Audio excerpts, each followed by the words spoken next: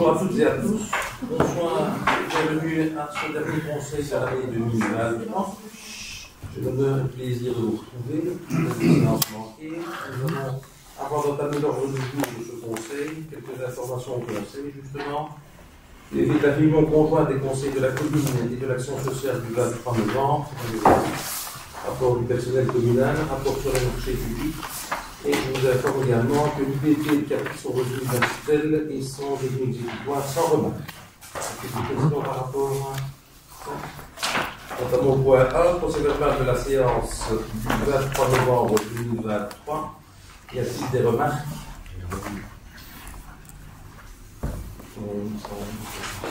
Et vous remercie. Le point 2, règlement complémentaire sur la police de la circulation routière. Point 2.1, priorité de passage rue sur les Ailes et Grand Moulin. Donc, vous montrez de quoi il s'agit au niveau des dispositifs dans ce coin-là. Y a-t-il des remarques ou des questions? Qui est pour? Je vous remercie. Point 2.2, dans le stationnement et zones d'évitement rue sur les Ailes, c'est en face de la sandwicherie. Là aussi, je pense que tout le monde connaît l'ordre de lieu. Est-ce qu'il y a des remarques ou des questions? Qui est pour? Merci. Le point 3, rapport sur les synergies entre la commune et le CPS, ainsi que les économies d'échelle et les suppressions des doubles emplois en chevauchement d'activité de ces deux institutions pour l'année 2023. Donc, ça fait suite au rapport présenté lors du Conseil commun. Y a-t-il des remarques ou des questions? Et pour... Merci. Alors, le point 4, situation de la caisse de la directrice financière au 30 septembre 2023. C'est une prise d'acte. Pas de remarque? Merci. Nous arrivons au point 5, budget communal 2024. Alors, quelques mots quand même sur le budget 2024.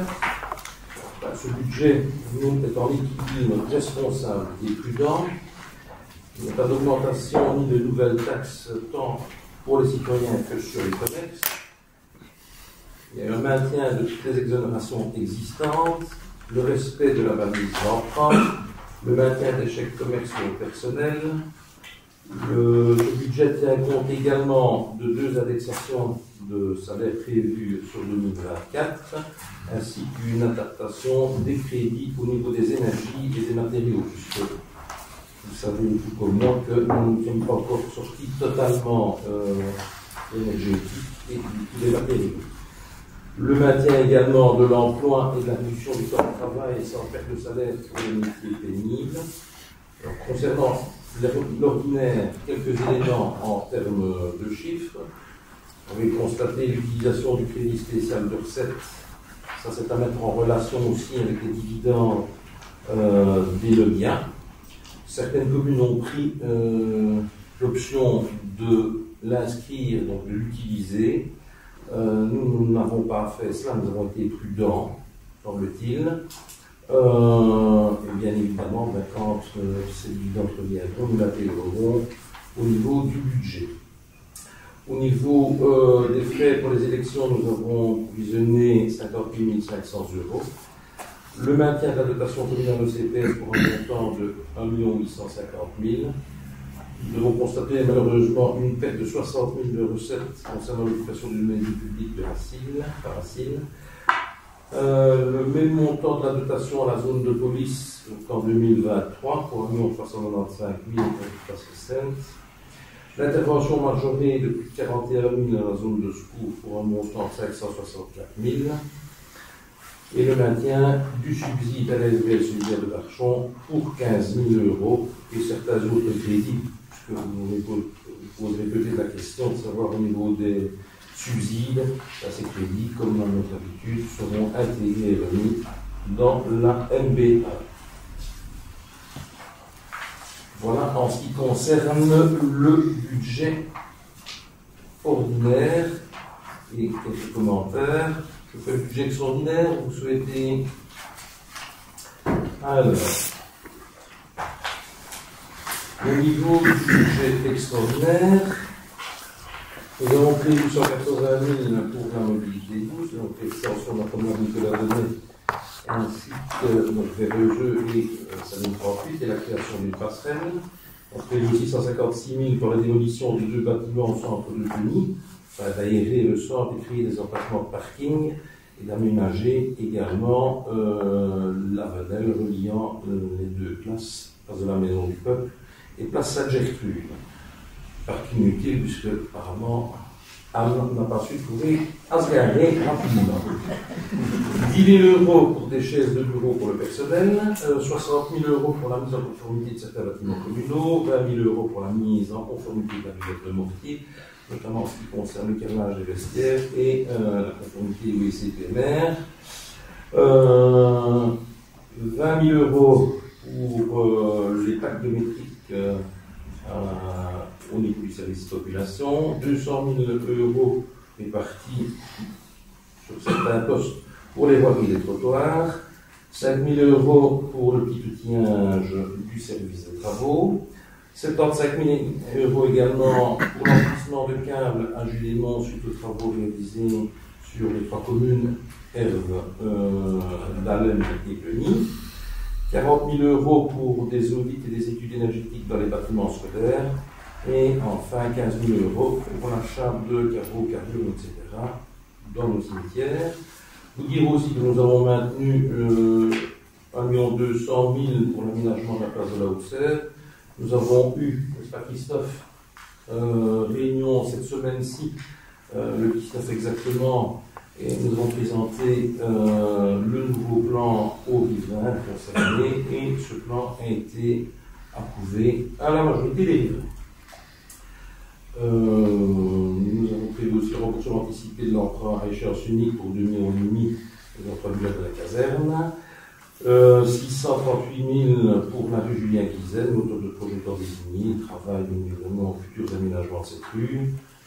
Et le cimetière de Barchon, on a maintenu 220 000 €, là nous sommes en attente de permis, qui devrait arriver incessamment sous peu pour compléter l'offre. Voilà. Y a-t-il des remarques ou des questions?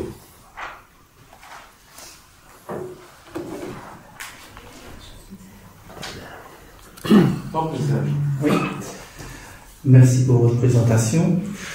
J'ai d'abord une première question concernant un article de presse qui a été relayé par le PS sur le remboursement de la caserne.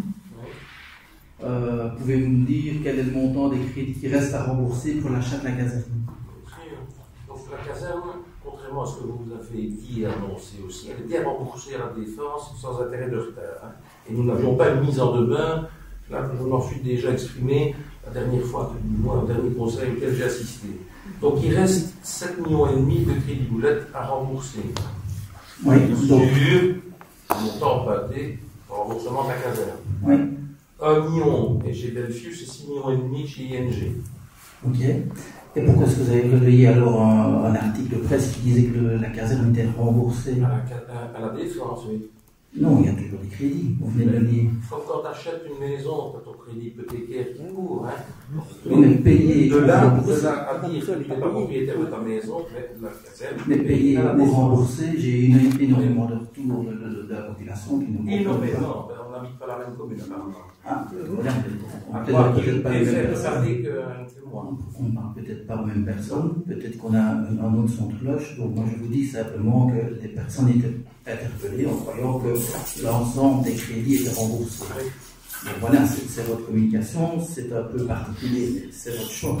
Donc, ben, tu sais, en termes de communication, on n'a pas de le recevoir de votre part et de ta part en particulier. Hein. Ok. Bon. Quand je vois encore l'article aussi sur Facebook, les réseaux sociaux, notamment sur l'aménagement du centre de Cluny, tu m'excuseras, hein, mais il faut mettre tout en perspective. Hein. Oui. Nous aurons peut-être l'occasion d'en reparler. Ah oui, tout à fait, il n'y a pas de souci. Donc, vous savez très bien que des personnes, suite à notre interpellation du fait qu'il n'y avait pas eu de réunion de la population, celle-ci a été programmée samedi dernier, et que les personnes sur place ont participé de manière proactive et positive à un projet commun. Je n'ai pas parlé des personnes qui ont participé. Hein. Ben, c'est des personnes qui étaient représentantes à l'époque qui avaient été désignés au niveau du conseil communal de manière collégiale. Oui, tu sais tout comme moi que le Covid est passé par là pendant 2 ans, oui. Que nous avons eu l'auteur de projet qui s'est désisté de ses missions puisqu'il arrêtait de façon définitive son emploi, que nous avons désigné un autre auteur de projet. Tout ça prend du temps, désolé, hein, je n'ai pas encore la maîtrise du temps, mais dès qu'on a pu être en capacité de réunir ce groupe citoyen, nous l'avons fait. Et concrètement, le nouvel auteur de projet désigné, il fallait aussi qu'il travaille, qu'il prenne ce que l'autre avait fait. Donc je pense qu'en termes de timing, on n'a pas à rougir. Hein. Et on n'est pas pressé d'une certaine manière. On aimerait bien que les choses avancent, mais dans le contexte que je viens de citer. Donc à savoir le Covid, le fait que le premier auteur de projet est arrêté, désignation du deuxième auteur de projet, il fallait vérifier aussi, hein, on l'a dit ici. Juridiquement parlant, qu'est-ce qu'on fait quand quelqu'un a été désigné arrêté comme ça? Oui, mais ça, je dis simplement que lors du dernier conseil communal, quand on a posé la question, on a demandé qu'on prenne contact avec la population. Certains n'étaient pas au courant parce que l'auteur de projet était à un moment donné en attente d'être désigné pour un nouvel projet. On a gardé le même. Il y a eu une communication qui est partie vers les personnes à l'époque, hein, suite à la discussion qu'on a eue avec Chris Roberto au mois de septembre. Et puis après, je sais ce qu'il fait ici, c'est l'équipe que je fais. Moi, je répète simplement ce qu'on avait demandé, c'est tout. Par rapport au respect des personnes qui étaient dans ce groupe de travail, qui avaient envie d'y participer, et la preuve, ils étaient de nouveau là. Je pense que vous avez un membre présent ici. Il a de respect, je pense qu'on ne manque pas de respect vis-à-vis de ce groupe de travail. Donc, on avance dans les questions, si vous voulez, mais on peut continuer à parler de ça, il n'y a pas de souci. Donc, ici, vous avez relayé cette information-là, c'est votre choix. Ok.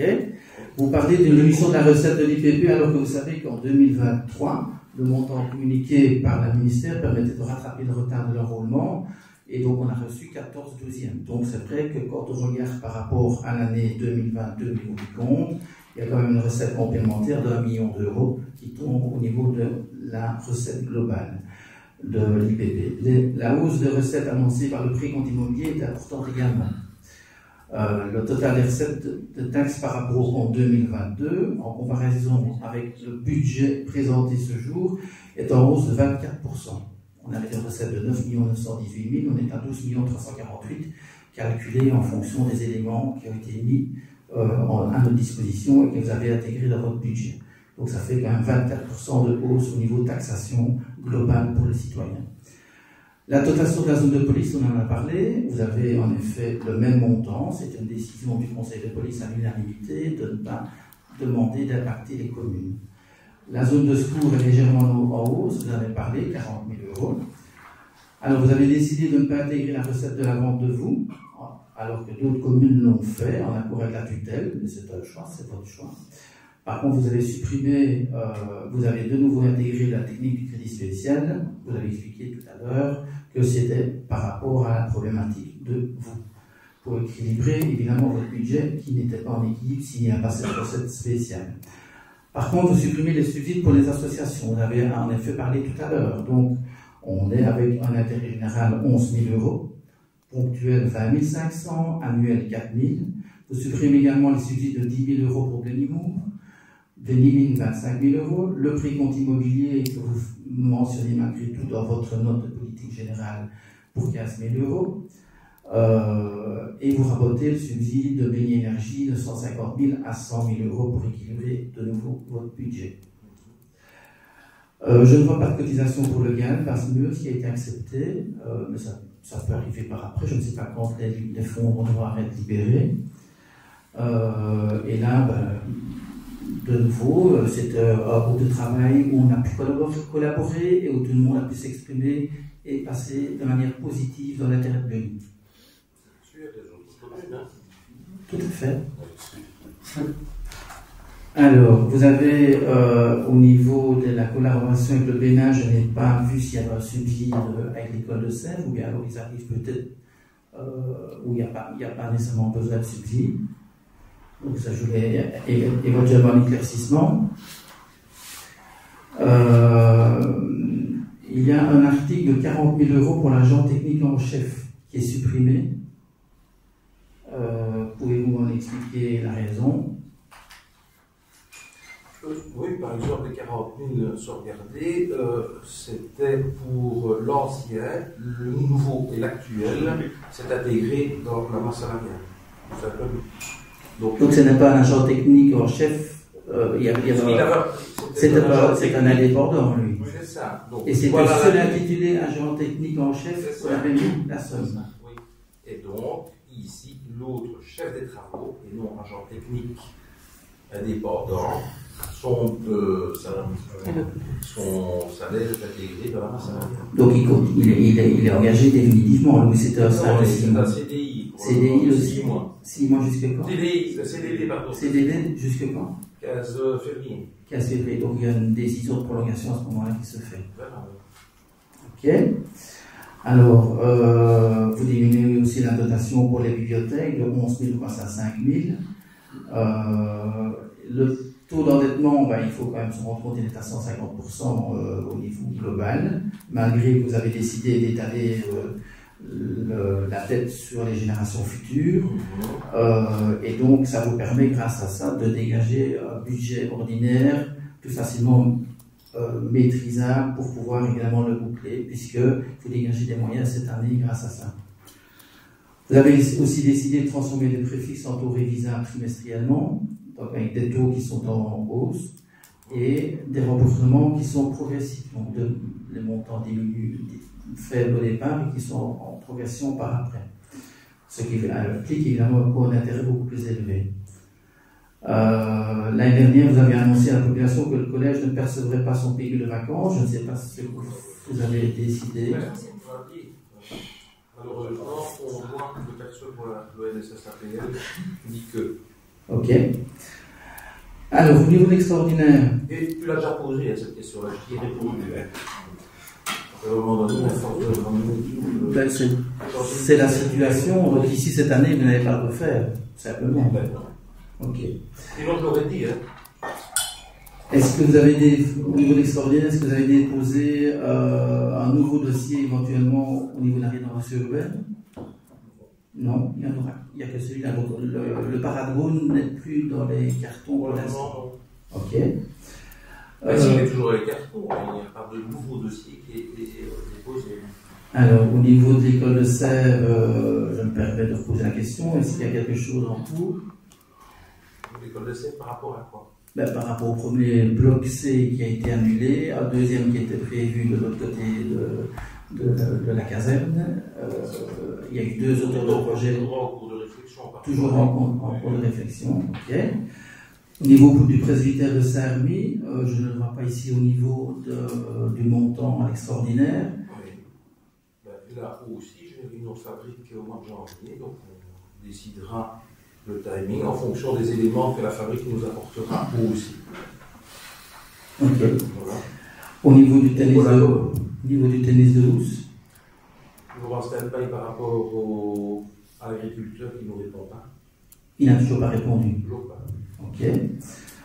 Au niveau de l'école de Mortier, vous aviez dit l'année dernière qu'il y avait un délai et qu'on allait réfléchir pour voir si on avançait ou pas sur ce dossier-là. Donc là, effectivement, je maintiens que le dossier est toujours pendant, mais on doit voir avec la Fédération Wallonie-Bruxelles si c'est encore possible de faire ou pas. Il y a des choix à faire. Hein. Et donc, les délais pour les subsides, c'est jusque quand? Bonne question. Janvier, février. Ok. Au niveau du stand de tir, vous avez dit qu'il y avait peut-être de nouveau un dossier qui revenait ou pas? Tout à fait, mais encore une fois, comme je l'ai expliqué, j'attends le retour du chef de corps, celui nouvellement nommé, avant d'entamer quoi que ce soit. Et quand je vois la situation des communes partenaires de la zone, voire la situation des autres communes d'autres zones, parfois un peu difficile en cette fin de législature. Hein. Mais c'est toujours le syndicat qui a posé la même question, s'est rassuré, et sont bien conscients tous autour de la table qu'il faut, pour la zone de police, mais pour d'autres zones également, un véritable stand de tir. C'est une demande qui se fait de plus en plus pressante. Ok. Alors, par rapport au bloc C, donc on a eu en effet une réunion d'information qui a été faite. Oui. Donc là, on est toujours avec un budget qui prévoit l'extraordinaire en 2023 de 7 de 2 millions. Donc le timing fait que vous allez devoir réinscrire cette recette en 2024 à la modification budgétaire. Oui. Ok. La salle Père-Léon-Grégoire, est-ce qu'on sait voir ce qu'il en est? Est-ce qu'on va la réouvrir? Toujours la procédure judiciaire est toujours en cours. Entre experts, on attend le retour. Donc on a parlé tout à l'heure du foot de mortier. Au niveau des travaux, est-ce que l'utilisation totale est prévue pour quand?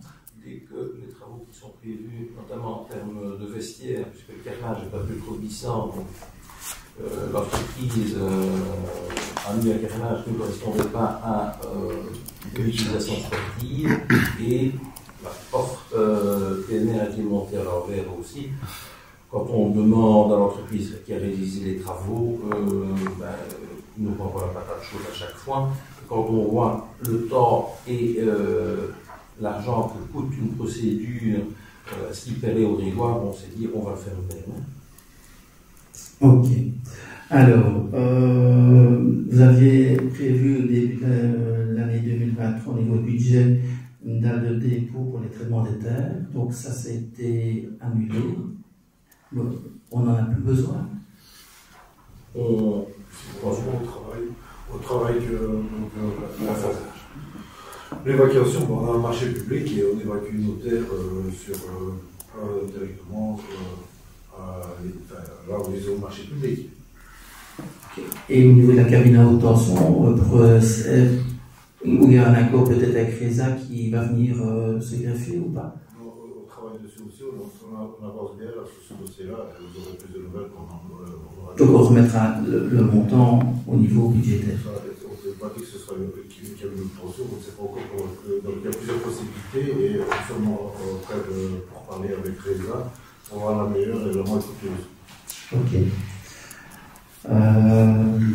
Donc au niveau de la chef de bureau, à partir du moment où normalement prochainement on va voter pour une désignation, est-ce qu'il y a une procédure qui va être lancée pour désigner un chef de bureau? Probablement. Et donc il est déjà budgétisé sur une partie de l'année? Oui.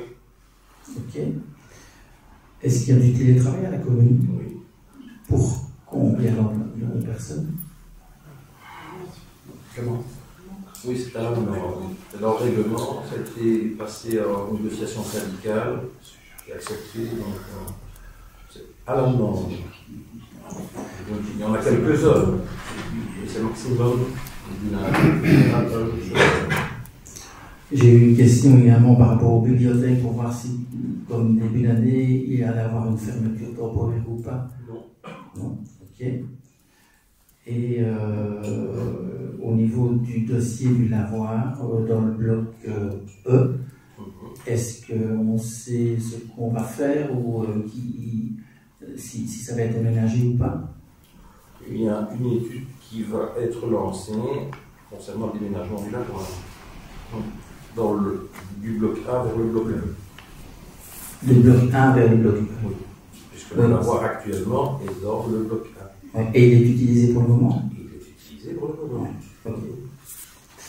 Voilà, c'est l'ensemble des questions. Ouais. Donc, des questions ou des positionnements, parce que... Des réflexions, oui. Oui. Donc, au niveau du Bénin, je viens de recevoir aujourd'hui le fait que notre dossier n'est pas malheureusement retenu. Donc, il y avait un dossier qui avait été accordé. Il y avait un dossier qui avait été accordé. Un échange entre écoles. Oui. Malheureusement, faute de moyens, comme ils le disent dans le mail, notre dossier n'est pas retenu. En ce qui concerne, bien évidemment, tu l'as cité, il y a toute une série de postes de crédit.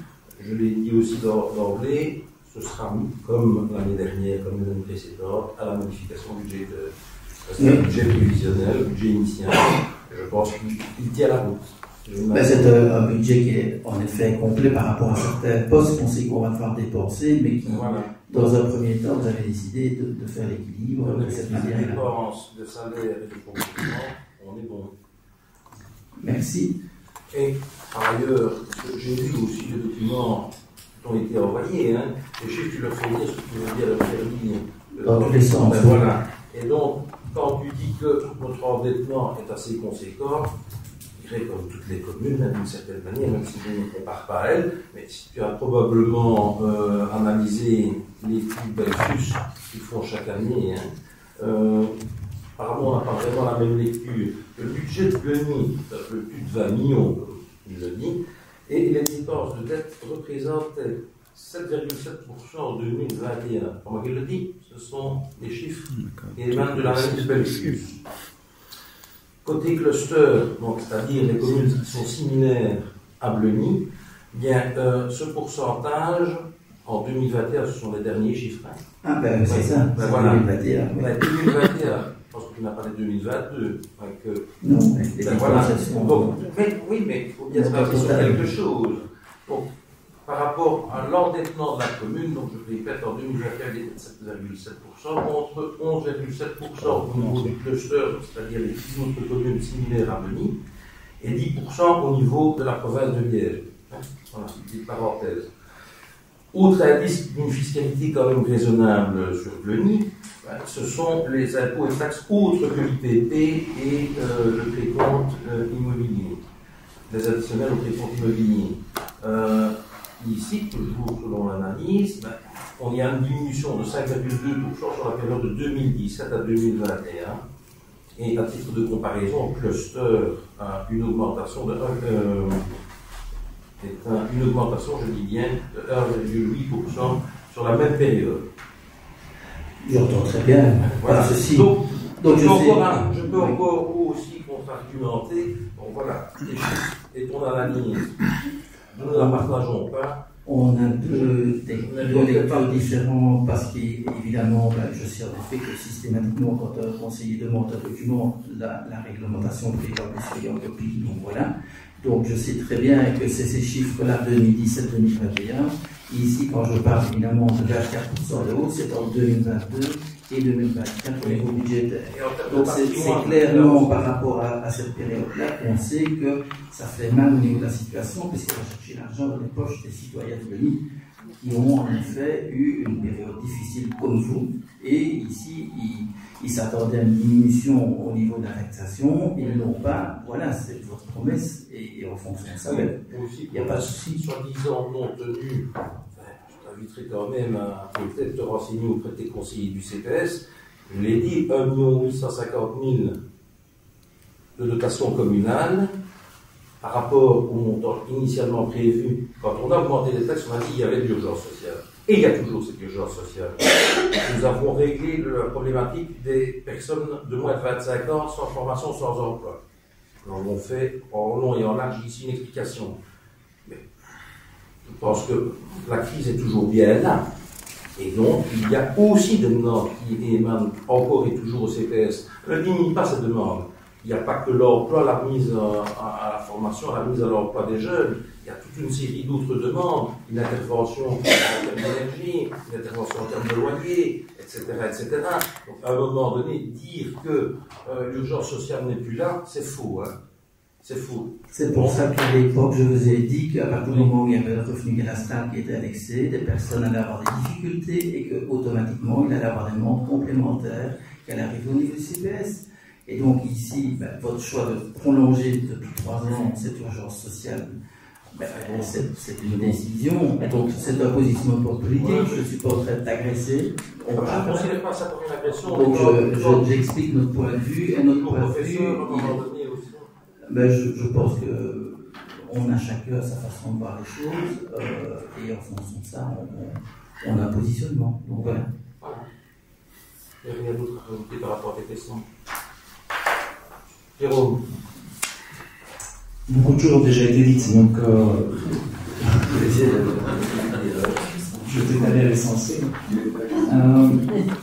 Tout d'abord, je suis content que vous lisez nos publications, comme ça permet de voir que vous êtes intéressé comme nous. C'est parce que vous lisez au même sujet que vous. Cependant, il ne faut pas faire dire nos publications ce qu'on ne dit pas. On n'a jamais dit qu'il n'y avait plus d'urgence sociale, parce que c'est pas ce qui est mis dans la publication. La publication qui est dit, c'est que vous ne respectez pas la promesse, puisque vous avez dit jugez-nous sur nos actes, c'était notre campagne aux dernières élections, jugez-nous sur nos actes, on fait ce qu'on fait. Hein. Et vous avez dit l'augmentation des taxes, c'est une taxe sociale, d'urgence sociale, ce qui va permettre de donner un complément de dotation au CPS. C'est ça, tout ça que vous avez justifié. Et il y a encore la vidéo, etc. Tout ça, vous m'expliquer. Hein. Alors, ce qu'on dit, c'est qu'à un moment donné, cette augmentation est là pour 2 ans, en fait, pour après 2 ans. On est 4 ans après, toujours la même chose. Et ce qu'on constate aussi, c'est que la dotation complémentaire initiale, qui était de 400 000 €, elle passe à 200 000 €. Ah bon, moi je veux bien qu'on dise, oh, il y a toujours l'urgence sociale, c'est pour ça qu'on augmente les taxes. Mais ce que vous aviez dit pour l'augmentation des taxes, dont le complément de 400 000 €, on n'est plus à 400 000 €. On est à 200 quand même en plus. Oui, 200 000, voilà. Par rapport à ce qui a été dit initialement, 400 000 €. Donc voilà, c'est ça qu'on dit. Non, voilà, vous savez tous que nous sommes élus, et c'est le seul juge pour les électeurs. Il n'y a pas eu la crise énergétique. Mais non, je parle de le débat, on l'a déjà eu, pas malheureusement. Non, mais le débat, dans le même monde. On l'a déjà eu la dernière fois, on va pas le refaire. On passe à autre chose. Mais c'était juste une petite précision. Oui. Moi, juste ce que je vais dire, c'est que, en fait, je pourrais reprendre textuellement ce que j'ai dit l'année dernière, à la même période, et le réappliquer ici. À savoir que c'est un budget qui n'en est pas vraiment un, puisqu'en réalité, vous avez qualifié ça de prudent. Ok, donc en réalité, le vrai budget, on l'aura à la première modification budgétaire, donc c'est à ce moment-là qu'on pourra vraiment analyser ce qu'il en est. Vous savez, le positionnement, il est même, on ne peut pas soutenir un budget qui se base sur l'augmentation des taxes, et également sur un allongement des crédits et des emprunts, sur 20 ans, qui va, et ça on en a déjà parlé longuement ici, donc je ne vais pas revenir, mais qui impacte gravement les générations futures. Donc ça, c'est notre position. Et ce qui, moi, m'ennuie encore un peu plus ici, et vous savez bien, parce que j'ai critiqué à maintes reprises quand vous le faisiez précédemment, c'est le crédit spécial de retraite. Donc voilà, c'est une technique budgétaire qui gonfle artificiellement le budget pour le maintenir en équilibre, et qui, moi, voilà, me pose problème. Alors vous... n'en mettre pas parallèle. Oui, j'entends. Donc c'est pour ça que je dis que le vrai budget sera présenté, j'imagine, à la première modification budgétaire, et c'est à ce moment-là qu'on pourra effectivement faire des commentaires par rapport à ça. Donc, nous, comme d'habitude, on va voter contre le budget ordinaire et extraordinaire. Là aussi, il est très, très prudent, parce que quand on voit ce qui a été mis les autres années, on réduit pas mal de choses. Mais voilà, c'est une déclaration, comme je dis, une politique de bonnes intentions. Nous voterons les points quand ils passeront au conseil communal. Donc pour le moment, on va vous juger sur vos actes, on va s'abstenir pour ça. S'abstenir ou contre, c'est pas moi. Non, pour l'ordinaire, on compte, et l'extraordinaire, on s'abstient, car les points passeront au conseil et on les votera à ce moment-là. On se saille. Alors, je passe au vote. Au niveau de l'ordinaire, qui est pour? Qui est contre? Merci. Au niveau de l'extraordinaire, qui est pour? Qui est contre? Abstention. Merci. Alors, au niveau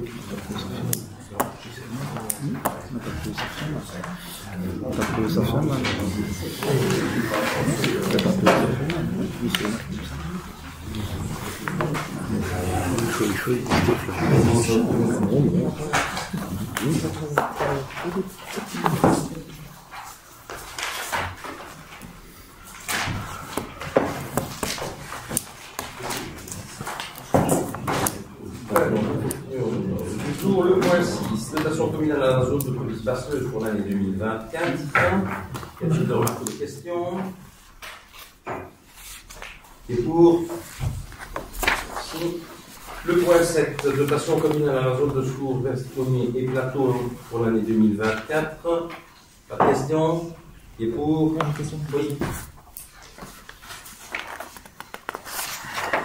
Donc, si ma mémoire me sert, par rapport à la dotation de cette zone de secours, il y avait des discussions avec Verviers, c'était les dernières informations que nous avions, parce que Verviers n'était pas tout à fait satisfait de la dotation telle qu'elle était, en tout cas la telle répartition telle qu'elle était imposée, et leur cours, je pense, au niveau du gouverneur. Et donc, ils avaient menacé. Et ils n'ont pas fait signer. Non, puisqu'on a trouvé un autre accord qui impactait moins les dotations des autres communes partenaires. Tu peux me l'expliquer ou pas? Ben, c'est repris dans la DLP. Hein. Donc, ici, Verviers a demandé, puisque Verviers est sous crack maintenant, elle devait faire une réduction de 500 000 € sur son budget. Donc, les 500 000 € que Verviers, plutôt que de revoir de façon globale la clé de répartition, Verviers a accepté que on ne revoit pas dans son ensemble la clé de répartition, mais que ces 500 000 qui devaient être retirés de son budget comme dotation à la zone de secours, puissent se faire non pas sur 2023, mais pour 2024. Donc les 500 000 ont été répartis sur l'ensemble des 19 communes et compensés aussi en partie par l'augmentation de la dotation de la province. Ce qui fait que pour Bleuny, pour 2024, c'est 41 000 en plus. Et on a un peu limité les dégâts quand même, parce que si on avait dû revoir la clé de répartition dans sa globalité, ça aurait coûté beaucoup plus cher aux différents communes. Donc c'est un deal. C'est la deuxième fois que ça arrive à la zone, hein, sur cette législature-ci, par le non-respect parmi les alliés, c'est également. Ok, merci pour la précision. Je t'en prie. Qui est pour? Je vous remercie. Le point 800, politique d'action sociale, budget 2024. Y a-t-il des questions? Ça a été posé au CPS, donc on va voter contre. Au CPS, donc au niveau du budget ordinaire, qui est pour?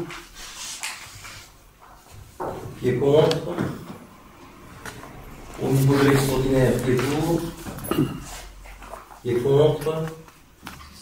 Merci. Alors, le point 9, sur 2022, SPL domaine touristique comté de Dalem environ, vérification d'utilisation. Des remarques ou des questions? Qui est pour? Merci. Le point 10.1, suivi 2023, SBL domaine touristique comté de Dalem et environ, week-end d'Artagnan, édition 2023. Donc, il s'agit de trouver un SBL à un montant de 5 000 € pour l'organisation du week-end d'Artagnan qui a eu lieu le 13, 14 et 15 octobre dernier et livré en espèces. Y a-t-il des remarques ou des questions? Qui est pour? Merci. Le point 10.2, suivi 2023, association de fait des marchands du marché de Sèvres. Il s'agit de soutenir l'association par l'octroi d'un subside de 350 € qui seront libérés en chèque commerce. Y a-t-il des remarques ou des questions? Qui est pour? Merci. Le point 11, convention de partenariat et affiliation 2024 au PSI, SBL pour le conseil communal des enfants. Il s'agit d'un renouvellement avec une petite augmentation de 40 €. Pas de questions? Qui est pour? Merci. Le point 12, promotion de la santé à l'école PSE, convention cadre 2024-2030. Il s'agit également ici d'un renouvellement. Pour les visites médicales sur le site de la caserne, certains vaccins et autres. Petite dernière question. Qui est pour? Je vous remercie. Le point 13. Patrimoine, convention d'occupation à titre précaire au niveau de Pierre-Puy-Bleuny. Il s'agit là d'un renouvellement avec aucun changement dans les mêmes conditions que précédemment. Pas de remarque, pas de question. Qui est pour? Point 13.2, patrimoine, convention d'occupation à titre précaire. Monsieur Jean-Marc Vistin, renouvellement. Aucun changement, mêmes conditions. Oui, Jérôme. Juste une question. Donc, avec le dossier raisin, notamment les 5 hectares qui sont imputés. Moins de 5 hectares, puisque on récupère oui, 4 hectares, oui. Mais la question c'était donc, initialement, vous deviez voir avec lui la possibilité de trouver d'autres terrains. Vous étiez toujours en discussion avec lui la dernière fois que j'ai posé la question. Bien sûr. Comme était prévu. C'est conclu. C'est arrangé entre agriculteurs sur les terrains communaux. Voilà. Et tout le monde est content. Parfait. Ça reste nul. Entre agriculteurs quand même. Comment? Entre agriculteurs quand même. On aurait pu faire autrement et on aurait obtenu la même solution. On ne finisse pas toujours entre eux. Alors, le point 4. Je n'ai pas fait voter ça. Qui est pour? Merci. Le point 14. Patrimoine convention avec le CPS de Pau pour la distribution de logements gratuits dans le bloc E, dans l'ancienne caserne de Sèvres, l'octroi d'un subside à la commune de Pau, annulation de certaines dispositions. Donc, voilà, il y a eu des contacts, des échanges entre la directrice générale de Bleuny, moi-même, ainsi que nos homologues de Trot, tant au niveau du CPS que de la commune. En résumé, on peut dire que personne ne doit plus rien à personne une fois que cette convention, cette convention soit passée ici et dans les conseils respectifs au niveau trosien. Y a-t-il des remarques ou des questions? Oui, juste pour les dégâts, dégradations que vous évoquez, il y en a eu beaucoup. Et de quelle nature?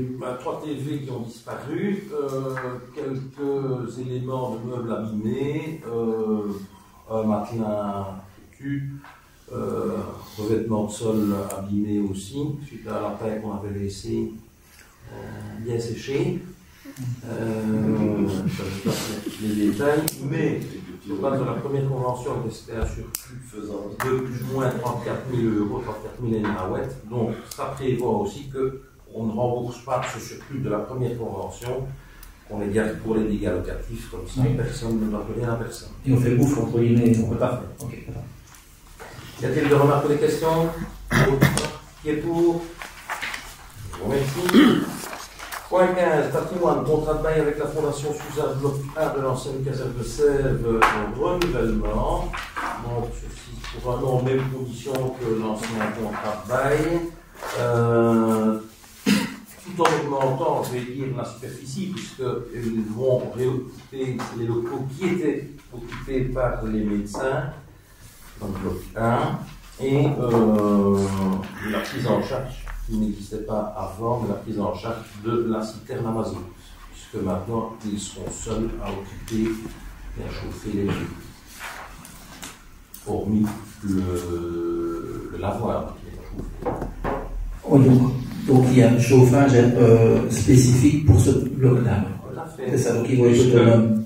Électricité, gaz. Non, pas électricité, parce que si vous lisez bien la convention, il reste 2 € pour l'eau et l'électricité. Oui, mais ça, il n'y aura pas des compteurs ou il n'y a rien qui est prévu dans le cas. Y a-t-il des remarques ou des questions?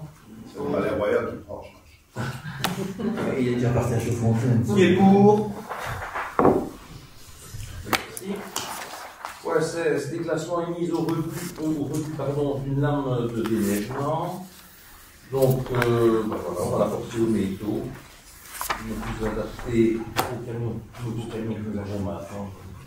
Ce n'est très usé, on a fonctionné longtemps, comme le vieux camion d'ailleurs. Voilà. Donc, pas de remarque? Qui est pour? Je vous remercie. Le point 17, accueil temps libre, rapport d'activité 2022-2023, comme chaque année. J'ai des remarques ou des questions? Qui est pour? Merci. Le point 18, accueil temps libre, plan d'action 2023-2024. Juste quelques nouveautés par rapport à l'année dernière. Donc, il y a la création d'une campagne réduction, centre de formation de base pour les accueillants, la création d'une cool box pour toutes les écoles, que ce soit communales ou libres, tous les jours de la semaine, sauf le mercredi. Et cela, vous allez découvrir ça aux enfants, ça apparemment très bien. C'est sur base d'une histoire contée, et puis de là, on découle un certain nombre de choses. Et puis il y a l'amélioration continue de l'accueil en matière de qualité. Et donc, voilà. Des remarques, des questions? Et pour? Merci. Le point 19, sanction administrative, fonctionnaire sanctionnateur provincial, désignation. Donc là, nous avons reçu effectivement la province une nouvelle personne à désigner. Donc là, vous avez un petit bulletin de vote.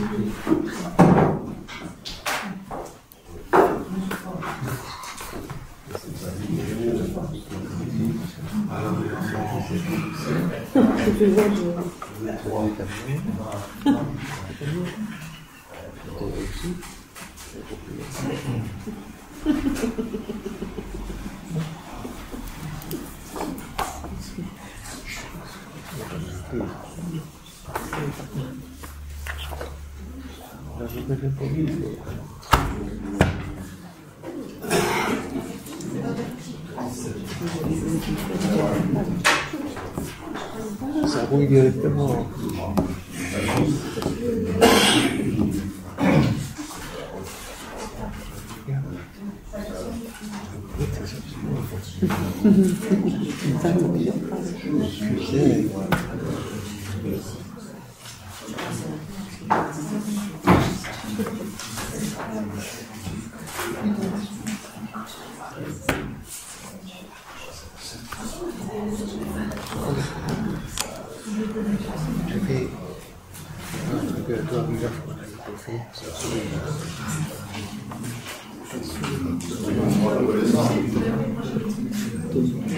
Unanimité. Merci pour le consensus sur l'interprovincial. Y a-t-il, avant d'entendre les membres présents, y a-t-il des questions d'actualité? Juste une réponse en ce qui me concerne. Donc, tu as évoqué tout à l'heure la rencontre que vous avez avec les riverains de la Haute-Sèvre par rapport au nouveau plan qui a été approuvé. C'est celui qui avait été présenté précédemment? Oui. Non, parce que sur base de ce plan qui avait été validé aussi par les riverains, nous avons donc suivi la procédure, donc nous avons revu Madame Damour, pour ne pas la citer, celle qui s'occupe de notre dossier au niveau région, d'innovation urbaine. Elle a balayé leur verre de la main, je vais dire ce qui avait été fait et retravaillé chaque fois. On a eu des contacts avec les riverains, la présentation, etc. Et donc on a revu complètement le projet sur base de ces recommandations. Et donc l'architecte a revu les plans, ça a été présenté mardi, et ça a revu l'unanimité des membres présents. Et vous allez le représenter à la commission d'innovation? Ah oui, maintenant qu'il est validé par les riverains, il est sûr que, et certain qu'on va retourner vers la Provence en disant maintenant, cette fois, sur base de cela que vous aviez ici, c'est bon, donc on va pouvoir avancer. Ok, ça va. Mais il reste bien évidemment, comme toujours, il y a l'aspect rénovation, mais l'aspect sécurité et mobilité. Donc il faudra voir Madame Docteur aussi, au niveau régional. De l'autre côté, pour voir si elle valide effectivement tous les dispositifs qui sont les mêmes que le premier plan, hein, mais voilà, il y a le dévoiement de la voirie, on a un système de baïonnettes, donc ça va ralentir fortement la circulation. Et donc, mais j'ai à disposition, un plan sera à disposition de la commune dès la semaine prochaine. Merci. Et dans l'hypothèse où le projet des jardins de la Haute-Sèvre se concrétise, c'est un autre oui, d'accord, mais la population, nous avons discuté notamment de cet axe de la Haute-Sèvre, et si ma mémoire me sert, Christophe avait dit que. On l'intègre. Voilà. Il va y avoir des dispositifs qui allaient réduire la vitesse en amont dans le nouveau projet de la Route-Sèvres. Et donc tout ça va s'impliquer dans comme on peut faire. Donc, merci. Question. J'ai une question concernant le trottoir au niveau du fond de la rue Thierry à Marchand. Donc il y a à cet endroit une zone où le trottoir est complètement affaissé, avec une énorme flaque d'eau permanente qui fait que les piétons sont obligés de passer sur la route et ça devient très très dangereux à cet endroit. Le riverain a déjà interpellé plusieurs fois l'administration communale, notamment Ismaël, mais voilà, il essaye d'appeler désespérément, il n'a pas de retour et on commence vraiment à avoir très très peur à cet endroit. Qu'un jour il y ait quelqu'un qui se fasse faucher. Moi je passe tous les jours là à 6h du matin, je peux vous dire que les gens qui marchent là dans le noir, un jour je crée un accident. 6h du matin, il y a peu de circulation. Mais oui, mais il y a quand même des piétons, des voitures qui passent, je peux oui. t'assurer. J'y passe tous les jours et je peux t'assurer que ça passe. À 8h. Mais c'est peut-être pas question de. Non, c'est justement peut-être plus dangereux parce que les gens roulent plus vite à cette heure-là et dans le noir, un jour si quelqu'un se fait faucher. Qu'est-ce que l'administration fait à ce niveau-là? Voilà. Simplement. Ça fait beaucoup. Hein, oui, mais voilà. Je vais, par rapport à ça, donc, le travail est prévu. Donc, mais malheureusement, vu les conditions climatiques qu'on a ces derniers jours, je sais bien, j'ai vu la planche d'eau, j'ai eu la personne qui habite là-bas au téléphone 2 fois, je l'ai rassuré, mais par moi ça ne passe pas. Donc voilà, le travail est prévu, il ne faudra pas arrêter pour mettre les hommes en sécurité pour pouvoir faire baliser la route et faire le travail. Ce sera fait. Et tant qu'à faire, est-ce qu'il n'y a pas possibilité, parce que là il y a une vingtaine de mètres de zone qui n'est pas, qui est toujours en tête, je vais dire, et la Valoire est à cet endroit-là, est-ce qu'il n'y a pas possibilité justement faire quelque chose de solide, quoi. Voilà. Le tout sera fait. Sur ce zone-là, s'il faut mettre un filet d'eau, on mettra un filet d'eau. Voilà. Ok, merci. Voilà. Autre question? J'avais une question par rapport à la place à Marchand, le mur que s'était déplacé. Peut-être il n'y a pas de caméra qui a fait la connaissance. C'est suite à une soirée Le week-end qu'il y a eu le week-end dernier. Et donc il y a un gros véhicule apparemment, voilà, qui a pris le mur et donc notamment les pierres de taille, sont soutenues et le garde-corps ont vraiment et sont en équilibre. Donc c'est pour ça qu'on a mis immédiatement des barrières qui ont été avertis. Le dépôt de plainte sera fait, mais malheureusement, nous n'avons personne qui s'est présenté pour dire malheureusement qu'il avait pris et chopé le mur. Voilà. Ok, merci. D'autres questions? Je vous remercie. C'est le tour d'horizon des fois l'actualité clôture de la séance publique. Merci aux personnes du public pour assister à ce conseil. Je souhaite tous de bonnes vacances pour les étudiants ainsi que les meilleurs vœux de santé.